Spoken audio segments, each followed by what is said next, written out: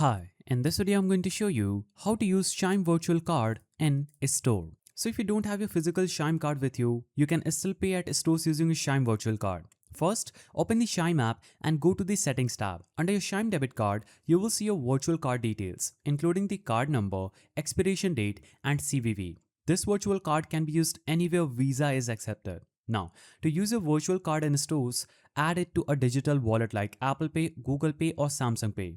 In your Chime app, tap Add to Google Pay or Apple Pay and follow the prompts to verify your card. Once linked, your virtual card becomes ready for contactless payments. Now, when you are at checkout counter, look for the contactless payment symbol on the POS machine. Tap your phone on the terminal to pay using a Chime virtual card through your mobile wallet. You might need to unlock your phone or verify with Face ID or PIN. Once the payment goes through, you will get an instant notification from Chime showing the purchase amount and store name. The charge will appear in your transaction history immediately.